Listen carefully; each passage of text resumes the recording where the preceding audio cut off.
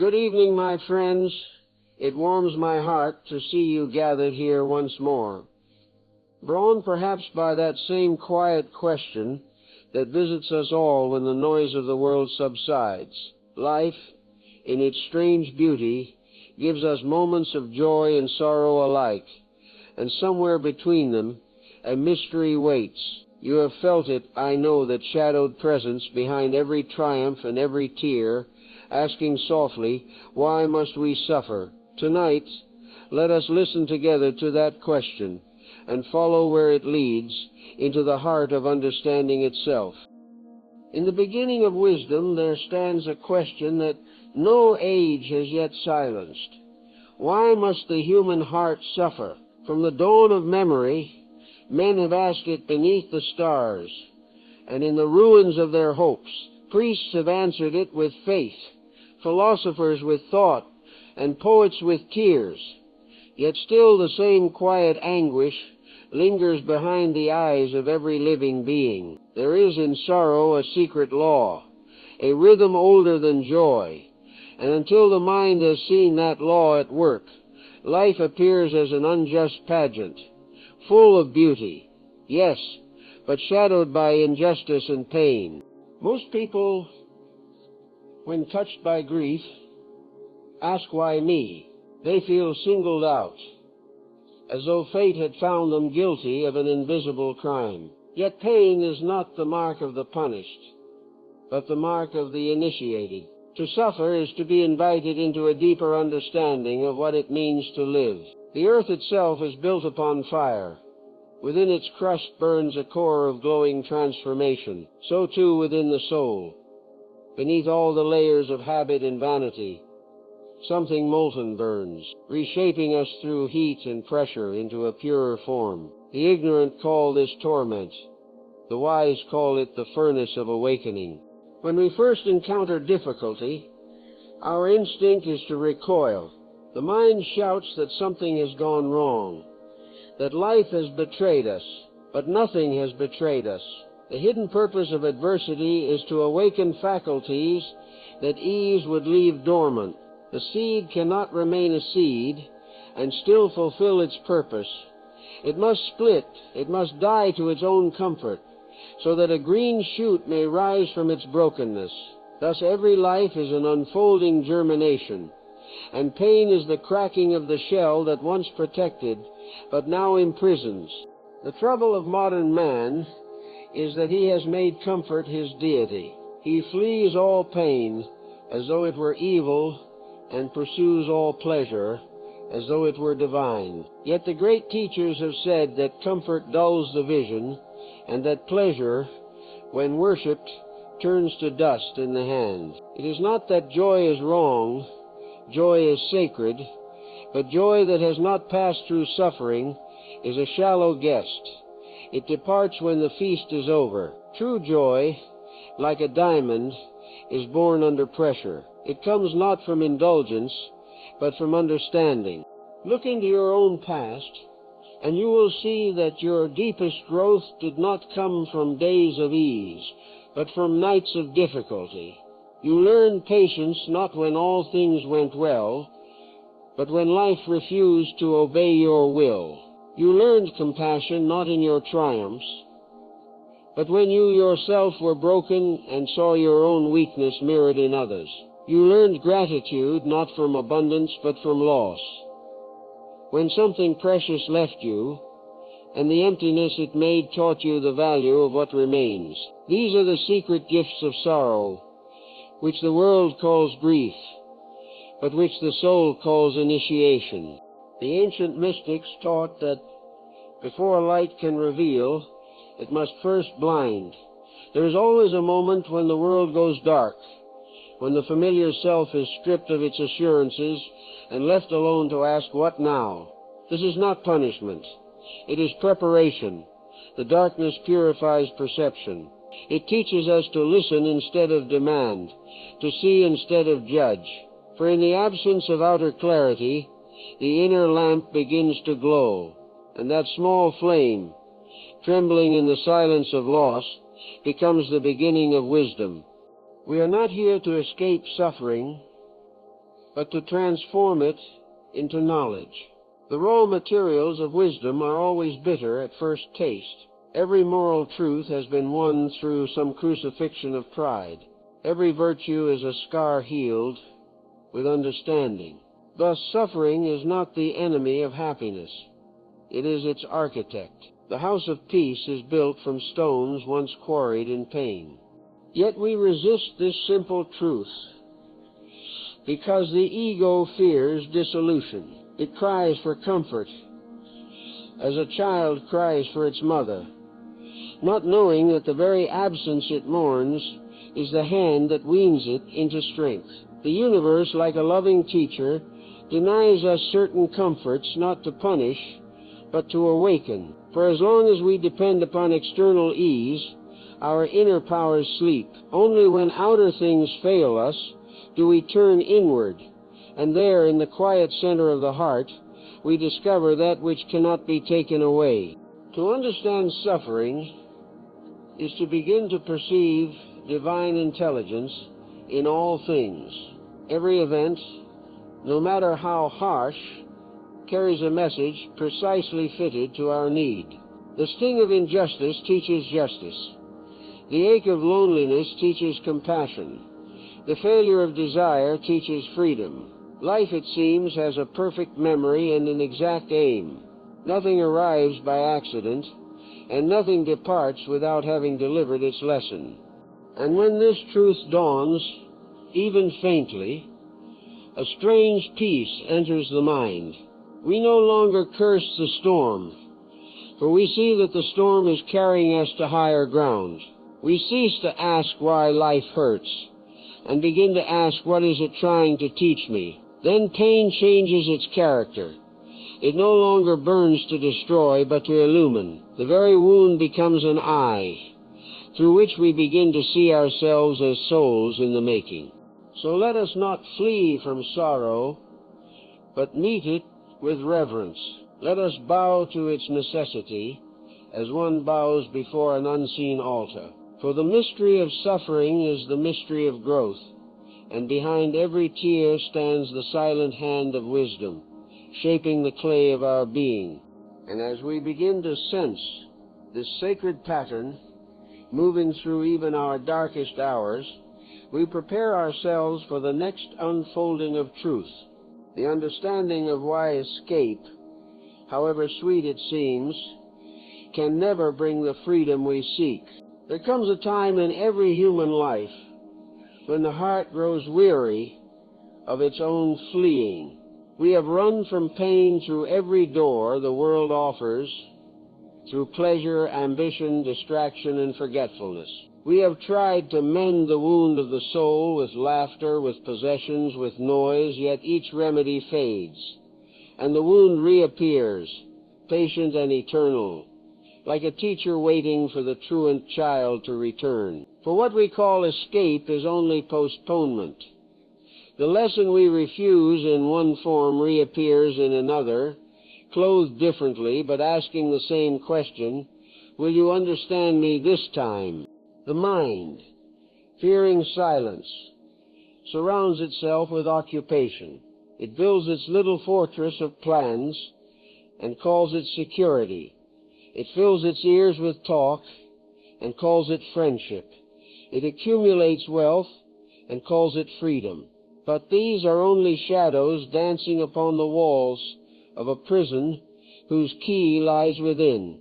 The world offers us 1,000 ways to forget ourselves, but none to find ourselves. And yet we persist in seeking happiness where it has never dwelt, in externals that change with every season. Observe the multitude in the marketplace. They chase new delights with the same old hunger, believing that a change of object will change the quality of desire. But desire, ungoverned, is a wheel that never stops turning.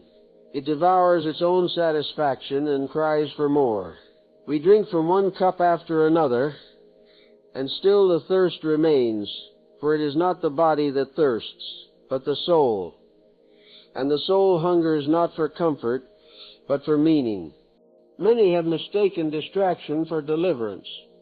They travel, they entertain, they accumulate, they busy themselves with causes, yet within a quiet unease persists the whisper that says, "You have gone everywhere but home," for no amount of movement can erase the unrest born of misunderstanding life's purpose. We were not placed here to be endlessly amused. We were placed here to awaken, and every attempt to escape awakening must end in disillusionment. For the law of the soul does not bend to the fantasies of the mind. Look closely at the pattern of your own past escapes. How often have you tried to flee the very lesson that would have freed you? You turned from solitude because it made you uncomfortable, not knowing that silence was your first true friend. You sought love to forget yourself, not realizing that love, rightly understood, reveals yourself more completely. You chased success to prove your worth, and found that worth cannot be purchased with applause. Thus life, through disappointment, teaches the sacred futility of running away. Every soul has its appointed curriculum. The gentle are tried through misunderstanding, that they may learn firmness. The proud are tried through humiliation, that they may learn humility. The restless are tried through waiting, that they may learn patience. None of these trials can be avoided by cleverness or cunning. They are woven into the very threads of destiny. When we resist them, we create friction, and we call that friction suffering. But when we yield, when we meet the event face to face and ask, "What truth are you bringing to me?" then the pain diminishes and wisdom begins. The impulse to escape arises from the illusion that peace lies elsewhere. But there is no elsewhere. Wherever we go, we carry ourselves, our desires, our fears, our unlearned lessons.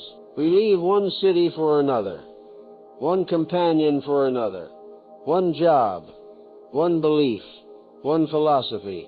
But the real source of our unrest moves with us, silent and undetected, like a shadow following the traveler at noon. It is only when we stop running and turn to face this shadow that it reveals itself not as an enemy, but as our own neglected self calling for attention. The old teachers of wisdom said that man's greatest ignorance is his forgetfulness of himself. He remembers his possessions, his duties, his name, his troubles, but not his soul. And because he forgets the soul, he misuses every gift life grants him. The outer world is meant to mirror the inner. When we neglect the inner, the mirror becomes distorted. We begin to see enemies where there are teachers, obstacles where there are opportunities, punishment where there is discipline. Thus the soul remains uneducated, and the mind remains restless, forever seeking what it already possesses but does not perceive. In every true awakening, there is a moment of surrender, a recognition that the running has failed. One sits down, sometimes in tears, sometimes in exhaustion, whispers, "I have tried everything, and nothing works." That whisper, though it sounds like defeat, is the first honest prayer the soul has ever uttered. For until we admit our helplessness before life's greater law, we cannot be helped by it. When pride collapses, grace enters. When the will ceases to demand, wisdom begins to guide. It is then that we understand the purpose of difficulty. Suffering is not sent to destroy us, but to drive us inward, away from dependence upon outer circumstances, and toward the eternal stillness that waits within. The more we run from pain, the more pain pursues us. But when we stop running and accept it as a messenger, its pursuit ends, for the message has been received. What was once the hunter becomes the guide. The world is full of restless spirits trying to find peace through motion, but motion without meaning is fatigue. True peace does not come by changing place, partner, or condition. It comes by changing understanding. The man who has learned the lesson of his sorrow can stand amidst the same conditions that once tormented him and feel utterly free. For freedom is not the absence of chains. It is the knowledge that the chains were never real. So let the soul pause in its fleeing. Let it stand still and face the wind. There is more mercy in that wind than in all the pleasures of the world. For within its pressure lies the breath of truth, the very force that reshapes the timid heart into a vessel of courage. When we stop escaping, life begins to teach us gently, for it no longer needs to shout to gain our attention. And as the seeker learns this stillness, as he ceases to waste energy in resistance, he becomes ready for a greater revelation that every event, every sorrow, every joy is governed by an invisible justice, a precise intelligence that gives to each soul not what it wants, but what it needs.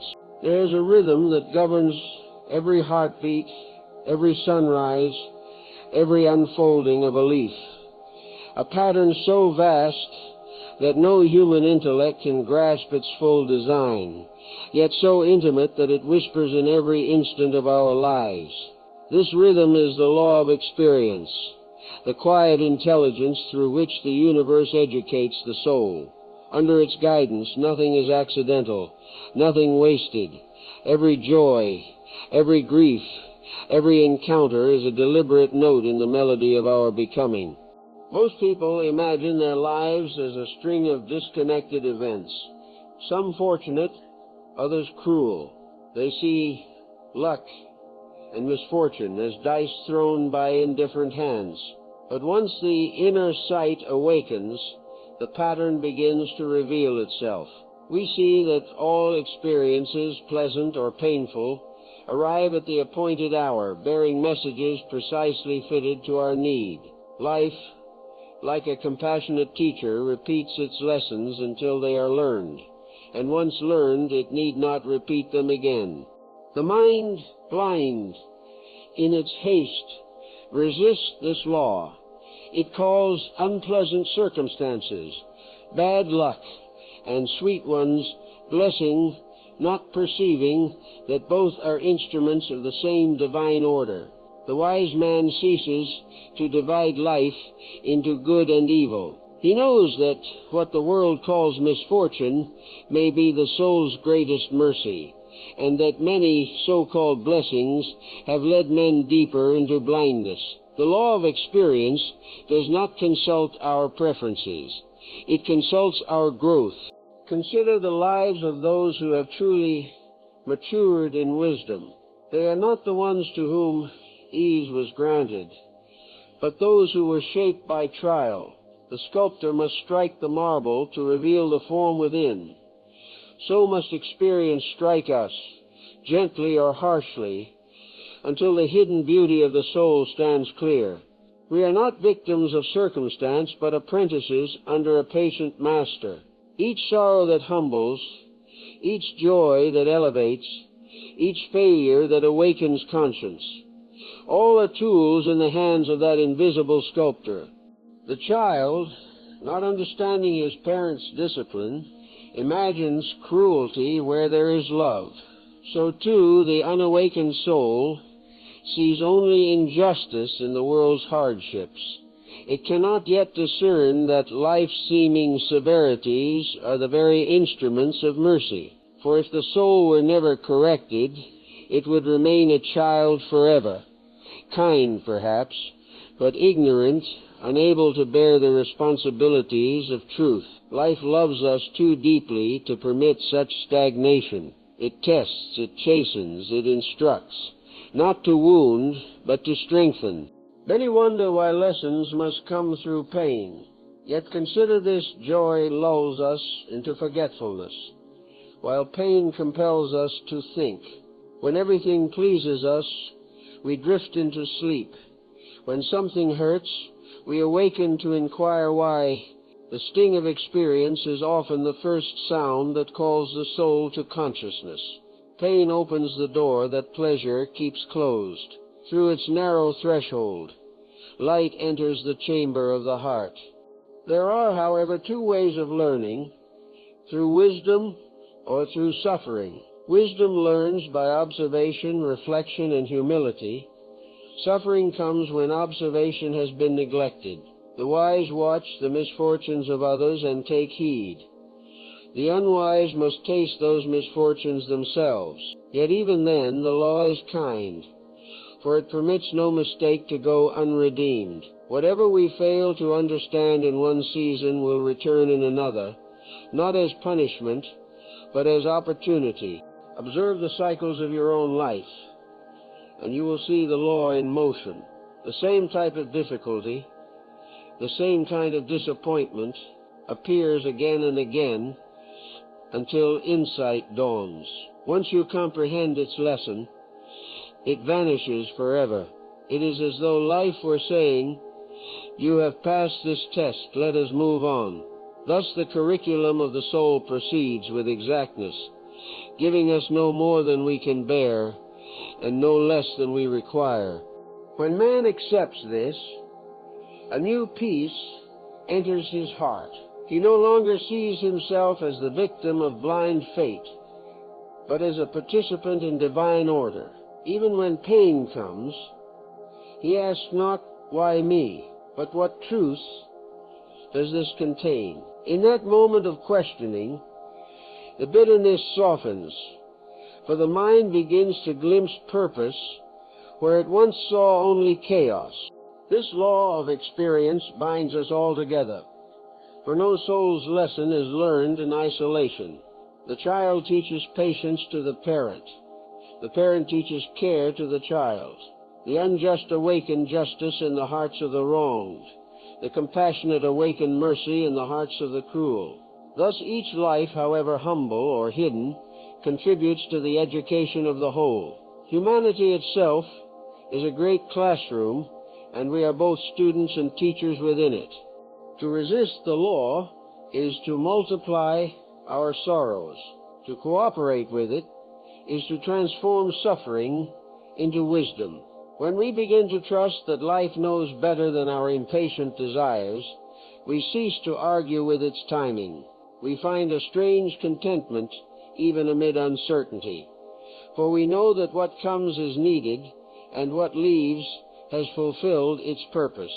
This trust is the seed of faith, not blind belief, but intelligent confidence in the order that underlies all things. Through long experience, the soul learns that what appears as loss is often protection. What appears as delay is preparation, and what appears as failure is the clearing of ground for a truer success. Nothing real is ever destroyed. Only the false and temporary are taken away. The law of experience removes what no longer serves and gives what the soul can use. The rhythm may seem merciless to the hurried mind, but to the awakened heart it is infinitely tender. And when one lives by this understanding, gratitude begins to replace complaint.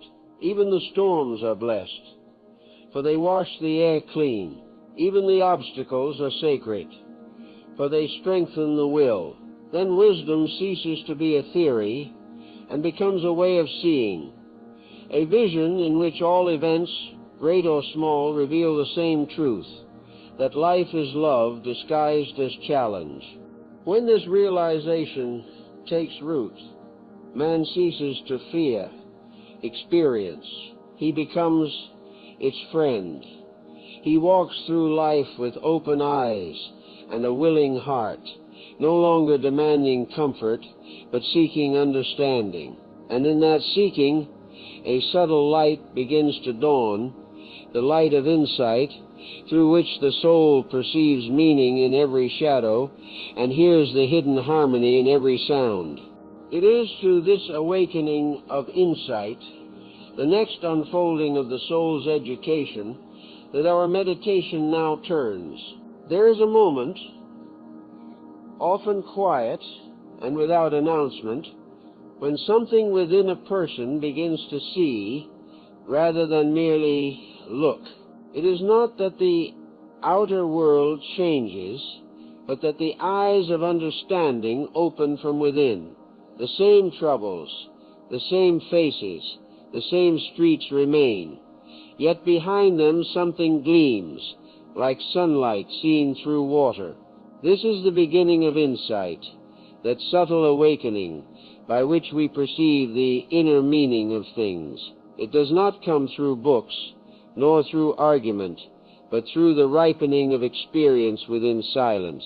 Insight is born when suffering has done its sacred work, when the heart, humbled by its own failures, no longer demands that life obey its will, but asks instead to understand life's will. In that moment, the mind becomes transparent, and truth, which has waited patiently at the threshold, enters without struggle. It is not revelation in thunder, but the soft voice of reality, whispering through the ruins of pride, "Be still and know." To awaken insight is to begin to see purpose in every fragment of existence. One recognizes that events are not random, that every encounter is arranged by an invisible hand seeking to teach. What was once chaos reveals a pattern. What was once mere coincidence now feels like guidance. The person who has suffered enough to stop resisting begins to glimpse the architecture of divine intelligence, vast, intricate, perfectly ordered, yet so simple in its essence. All things lead the soul toward truth. The early stages of awakening are gentle and uncertain. The mind, long accustomed to confusion, doubts its own clarity. It slips back into fear, then rises again into peace, like a bird learning to trust its wings. But gradually, the intervals of seeing lengthen. One begins to sense the rhythm behind all happenings. Even difficulty is seen as instruction, and success as responsibility. Insight teaches balance, for it sees that opposites cooperate. The bitter and the sweet are two ends of the same branch.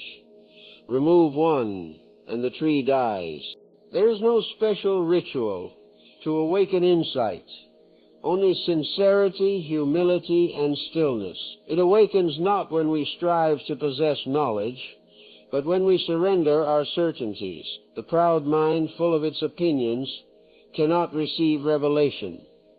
It is too noisy, but the humble heart, emptied of demand, becomes a vessel. In silence, truth flows in naturally, as water fills a hollowed stone. The ancient sages therefore praised ignorance, not as stupidity, but as openness, the wise kind of not knowing that invites understanding. When the heart is still enough, it begins to read the language of life. Every occurrence, however small, becomes a scripture. The rising sun becomes a lesson in renewal. The falling leaf, a sermon on impermanence. The smile of a stranger, a sign of unseen unity. The awakened person does not divide the sacred from the ordinary, for to him all moments are temples of learning. He reads the divine will in the passing clouds as clearly as in the pages of Scripture. Insight also brings with it compassion, for to see truly is to understand the hidden causes of conduct. The wise no longer condemn the erring, for they perceive the chain of ignorance that binds them. They see that anger is a cry for understanding, that greed is a misdirected search for security, that cruelty is the blindness of pain. Judgment dissolves, and mercy takes its place. Thus the first fruit of true vision is gentleness. The awakening of insight changes the direction of energy. Instead of struggling against circumstance, one begins to cooperate with it. Resistance wastes power. Acceptance transforms it. The person who sees meaning in his trials no longer curses them. He uses them as instruments of growth. He learns to say, "This too is for my good," not as resignation, but as recognition of divine economy. Nothing is wasted. Everything instructs. As this realization deepens, Gratitude arises not only for pleasant gifts, but for the stern kindness of difficulty. The soul, seeing how each pain has opened new understanding, begins to thank the very forces it once feared. This gratitude marks a turning point in the journey, for the heart that gives thanks, even in adversity, has stepped beyond the reach of despair. It has begun to live in the higher law, the law of conscious cooperation with life. From this point, insight ceases to be a passive vision and becomes a creative power. To see the truth is to release it into expression. The person who understands begins to act differently, more simply, more truthfully, more lovingly. He does not preach, for preaching is of the tongue, but teaches by conduct, which is of the soul. His presence itself becomes a kind of silent instruction. Others feel calm near him, though they know not why. The quiet light of insight spreads naturally, healing what it touches. And yet even this awakening is not the end, but a preparation. Insight is the eye. Wisdom is the heart's response to what the eye beholds. Seeing the purpose of pain is one thing, transmuting pain into peace is another. The next stage of the journey leads us deeper still into the alchemy of the soul, where suffering once accepted becomes light, and wounds are changed into windows through which the divine may shine. When the mind has seen enough of sorrow's purpose, and the heart no longer fights against what must be, the work of alchemy begins. The ancient sages spoke of turning base metals into gold, but they knew that the true laboratory was not of furnaces and flasks, but of consciousness itself. The lead they sought to refine was the heaviness of the human heart. The gold they sought to reveal was wisdom, the clear, radiant understanding born of suffering transmuted by acceptance. Every soul must enter this crucible, and none may escape it. For as long as we live, we shall know pain, the pain of loss, of misunderstanding, of limitation, of the slow unfolding of growth. Yet it is not the pain that purifies, it is our attitude toward it. Two men may endure the same trial. One emerges bitter and contracted, the other gentle and luminous. The fire is the same. The difference lies in what is offered to the flame. If pride, resentment, and fear are thrown into it, the soul hardens. But if humility, faith, and willingness are surrendered, the soul refines itself into light. To transmute pain, one must first cease to resist it. Resistance feeds the very thing it fears. The moment we accept that suffering is a teacher, the sharpness of its sting softens. What we once called punishment reveals itself as correction. What we once called misfortune shows its hidden mercy. Acceptance does not mean passive resignation. It means active cooperation with the law of growth. It is the serene recognition that what is must be until its purpose is fulfilled. In the alchemy of the heart, every emotion becomes a substance to be purified. Anger, when understood, turns into strength. Fear, when faced, becomes courage. Sorrow, when embraced, flowers into compassion. There is no useless pain, no wasted tear. Each drop of suffering, when offered consciously to the divine will, becomes an agent of wisdom. Thus the soul learns that even in darkness nothing is lost, only transformed. Let us imagine for a moment the life of the earth itself. Deep beneath the soil, hidden from the light, metals are formed under immense pressure. The same process that could crush them instead crystallizes them into beauty. So it is with us. Pressure is the instrument of perfection. The weight we resent is the very force that shapes us into vessels strong enough to hold truth. Without it, we would remain soft and unformed, like clay that never meets the potter's wheel. The first sign of transmutation is understanding. The second is gentleness. The person who has suffered deeply and learned wisely becomes incapable of cruelty. Having known pain, he will not inflict it needlessly upon another. His speech softens, his judgments wane, his heart grows large enough to include even those who wrong him. For he sees that all are learners in the same school, differing only in lessons, not in essence. Thus compassion is the fragrance that rises from the fires of purification. The second fruit of this transformation is patience. The one who has endured the slow healing of his own heart knows that time is a servant of the soul. He no longer demands instant results, for he understands that growth has its seasons. Spring cannot be forced in the heart any more than in the field. He works quietly, trusts deeply, and waits without anxiety, for he has seen that the divine plan never delays, though it often moves unseen. There is also a third fruit. Serenity. As wisdom deepens, the need for control diminishes. The mind, once frantic to alter circumstance, learns the higher art of harmony. It ceases to wrestle with the inevitable and learns to move with it. Like a sailor who trusts the wind, the wise soul adjusts its sails to whatever direction life blows. It no longer fears change, for it knows that change is the breathing of eternity through time. And finally, from this alchemy arises joy, not the fleeting pleasure that depends on events, but the quiet radiance that flows from understanding. This joy is independent of circumstance because it is born of insight. The man who has transmuted his pain no longer asks that life be easy. He asks only that he may remain conscious and kind through all conditions. His happiness is not in the absence of suffering, but in the presence of meaning. The process of transformation is ongoing.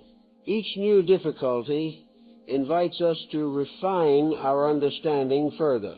Life, patient and exact, brings back the same lesson in new forms until we can meet it without resentment, without fear, without flight. And in that moment, the lesson is complete. The soul has absorbed its truth and moves forward, lighter, clearer, freer. There are no shortcuts in this sacred work. It cannot be done by intellect alone or by prayer alone. Both must cooperate. Prayer opens the heart to divine guidance. Reflection interprets its message. Together they create the inner chemistry by which experience becomes understanding. Slowly, through countless small revelations, the dross of self-centeredness burns away, and the soul begins to shine with the quiet luster of wisdom. The sages tell us that heaven and hell are not places but states of consciousness. When pain is resisted, it becomes hell. When it is transmuted, it becomes heaven. The fire is the same. Only the use of it differs, and so it is with all life. What enslaves the ignorant liberates the wise. Death itself, the final teacher, is not destruction but transformation, the ultimate distillation of experience into spirit. When we understand this, fear dissolves. The heart grows tranquil, the mind becomes clear, and we begin to live not as victims of circumstance, but as artisans of our own evolution. We are no longer thrown about by fate, for we see that fate is but the shadow of our own unlearned lessons. With every insight, we reclaim our power, not the power to control the world, but to remain at peace within it. And as this gold of wisdom forms within, we feel a new compassion for others still in their fires. We no longer urge them to escape their trials. We stand beside them in understanding, knowing that within their suffering lies their future strength. Thus the alchemist becomes a healer, his own purified heart radiating calm into the turmoil of others. When pain has fulfilled its purpose, it departs quietly, leaving behind the fragrance of wisdom. And in that stillness, which follows the storm, the soul begins to glimpse the next stage of its journey, the art of living in peace amid the perpetual motion of life, to abide calmly within change, and to make serenity its dwelling. There is a peace that comes not from the world, but through the world, a quiet strength that endures the shifting of all outer things and remains serene in the midst of motion. It is not the stillness of escape, nor the numbness of indifference, but a living tranquility that breathes even while the storm passes overhead. This is the peace of the awakened soul, the fruit of understanding, and the proof of wisdom. The practice of inner peace begins when the heart grows weary of conflict, not the conflict between nations or neighbors, but the subtler war within, the constant argument between desire and reality, between what is and what the self demands should be. This inward rebellion, hidden yet ceaseless, exhausts the spirit more than any outward labor. And when the soul finally sees that resistance creates its own torment, it begins to surrender, not in defeat, but in discernment. For what we call surrender is merely the recognition that truth was right all along. Peace begins in acceptance. To accept life is to cease arguing with its laws. The waves obey gravity, the stars obey rhythm, and only man believes he can command the universe by wish alone. But when he grows tired of his self-made agitation and begins to move with the current instead of against it, a great calm enters his being. The same forces that once battered him now carry him forward. He learns that life's order is not his enemy. It is his salvation. Yet acceptance is not passivity. It is the active understanding that every condition, pleasant or difficult, holds a task, and that fulfilling this task willingly brings harmony. The wise do not flee from duty, nor do they cling to ease. They meet each day's appointment with quiet cheerfulness. They act without anxiety and rest without guilt, for they have seen that peace is not found by avoiding the world, but by living rightly within it. To live rightly means to keep the inner law, to act justly, to speak kindly, to think clearly. Integrity is the architecture of peace. The person who deceives others or himself cannot be at rest, for falsehood divides the mind. But the one who aligns thought, word, and deed under the single light of truth finds within himself a unity that nothing external can disturb. The conscience, once obeyed, becomes a temple of serenity. Silence also plays its sacred part. Modern life, restless and loud, blinds us to the still voice within. But those who would know peace must make room for quiet. In the hush of morning prayer, in the soft rhythm of breath, the soul remembers itself. Here, beyond the reach of words, one communes with the eternal presence that is never absent, though always forgotten. In silence, understanding ripens into wisdom, and wisdom blossoms into peace. Peace cannot be purchased by comfort or security. The world's goods are temporary shelters at best. The slightest wind of change can scatter them. True peace depends on nothing that can be taken away. It lives in the unshakable awareness that we are more than circumstance, more than success or failure, more than the body's fragile shell. We are the witness behind all experience, the steady flame that no tempest can extinguish. As the soul practices this remembrance, its reactions change. Insults no longer wound. They are understood as cries from those still caught in ignorance. Loss no longer paralyzes. It is seen as part of the natural ebb and flow of existence. Even death loses its terror, for the peaceful mind sees continuity behind every ending. Thus, serenity is not gained by control of life, but by comprehension of life's law, by seeing that everything moves under divine intelligence, and that what is real cannot be harmed. To maintain peace amid activity, one must learn the art of detachment. Detachment is not coldness. It is warmth without grasping, love without possession. It is the ability to care deeply without losing balance. The detached soul does not cling to results, for he knows that the fruit of any act lies beyond his authority. His work is to act with sincerity. The rest belongs to the law. This freedom from the fever of outcome is the secret of untroubled living. Such peace, once cultivated, radiates outward. The calm person becomes a center of gravity in a spinning world. Others, feeling the quiet around him, unconsciously align to his harmony. He need not preach. His serenity teaches more powerfully than words. His presence says to all who approach, "There is nothing to fear. All is under law." And through that influence, the contagion of peace begins to spread, from heart to heart, from home to home, like light passing through glass.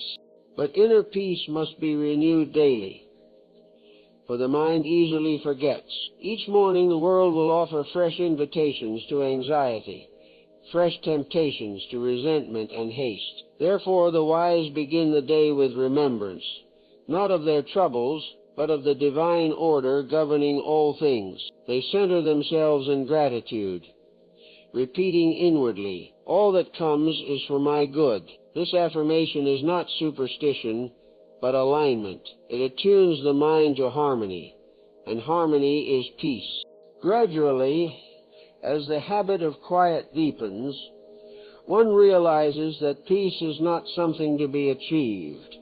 It is the natural state of the soul when falsehoods are removed. Just as a lake grows still when the winds cease, so does the mind reflect truth when desire subsides. The task is not to invent peace, but to remember it. Beneath the turbulence of thought and emotion, it has always been there, the eternal calm of the spirit, waiting patiently for recognition. And when that recognition becomes constant, when even in the midst of life's noise, the soul remains poised and gentle, a new joy awakens. The joy not of possession, but of participation. For peace reveals itself as the very essence of divine intelligence, the still center around which all motion turns. To live in peace, then, is to live in God. This is a great practice, to remain tranquil in action, patient in trial, loving in misunderstanding, grateful in all things. It is the highest art of living and the surest path to happiness. For happiness is not something separate from peace. It is peace singing in the heart. And when the soul has learned to dwell in this harmony, it begins to perceive the hidden joy behind all experience, the quiet laughter of the divine within every change, the secret unity behind all opposites. This final vision, where sorrow and joy are seen as one movement of love, leads us to the crown of wisdom, the joy of divine understanding. When the long travail of questioning has softened into silence, and the restless mind has worn itself into stillness, there dawns upon the inner horizon a light that does not come or go. It is not the brilliance of thought, nor the comfort of emotion, but the gentle radiance of understanding. One does not arrive at it. One awakens to it. It was always there, hidden behind the clouds of confusion and fear, waiting for the heart to become clear enough to reflect it.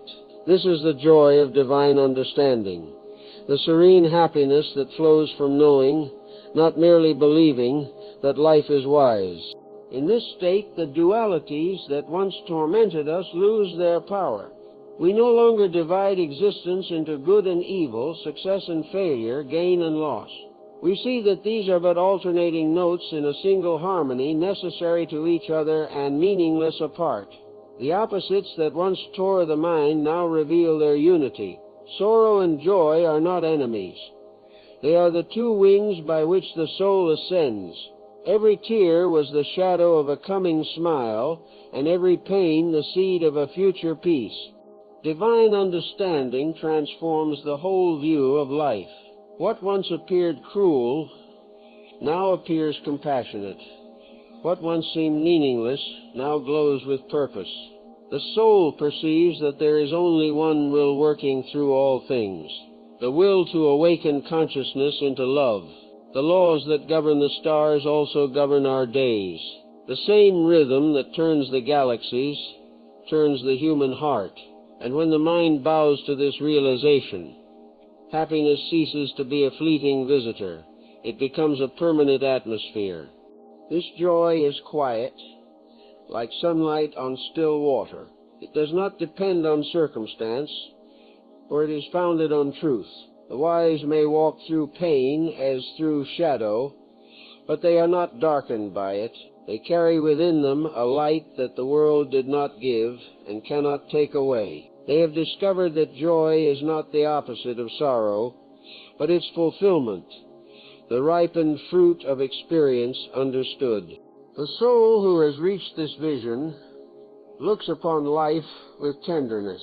He no longer demands that others think as he thinks, nor that the world conform to his ideal. He sees that every being, however lost or confused, is moving toward the same light, each by a path suitable to his growth. He smiles at the variety of destinies, as one might smile at the differing petals of a single flower. Love replaces judgment, and patience replaces haste. Such a one walks through the world as a silent blessing. The joy of understanding also brings humility, for when the veil is lifted, we see how vast the intelligence of life truly is, and how small our part in its unfolding. Yet this humility is not shame, but wonder, the reverent awe of a child gazing at the stars. To feel oneself a part of that cosmic order, to sense the divine pulse in one's own heart, is the sweetest knowledge a human being can know. In that realization, prayer becomes breathing, and gratitude becomes the natural language of existence. Many seek happiness through possession, achievement, or recognition. But the wise know that happiness cannot be acquired. It can only be realized. It is already within, awaiting discovery. When the self-centered desires fall silent, when the mind ceases to interpret everything in terms of its own pleasure or pain, the hidden joy rises like a spring uncovered.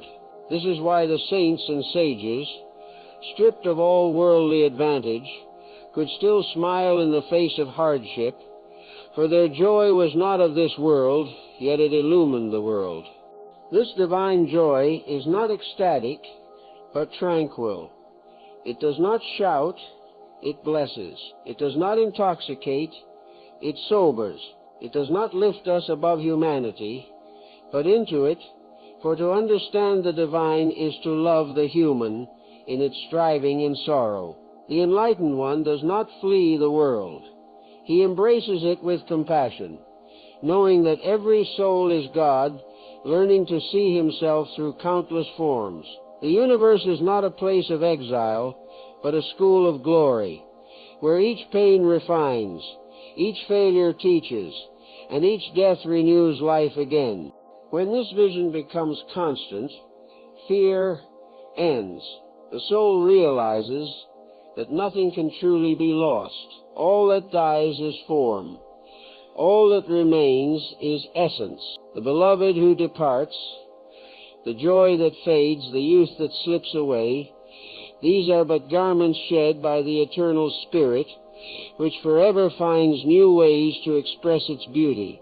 Understanding this, one no longer clings, no longer mourns in despair, no longer trembles before change. Change is the hand of the divine sculptor, ever shaping us into greater likeness of himself.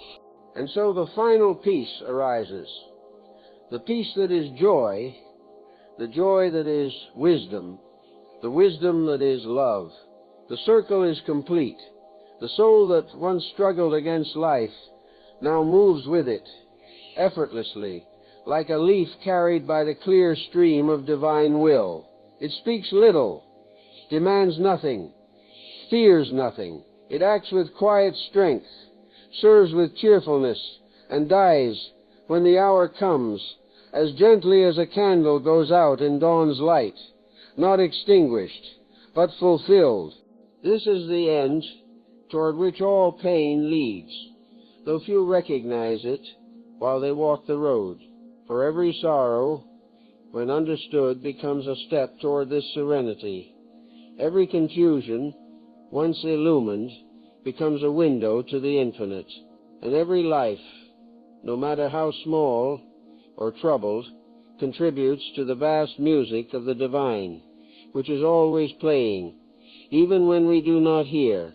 Let us therefore not despise our trials, nor envy the ease of others, but trust that the same hand that turns the stars also guides our days. Let us live gently, think deeply, and serve lovingly, remembering that we are all fragments of one great light, destined to realize our unity and joy. For to know this, not as doctrine, but as living experience, is to have touched the heart of truth.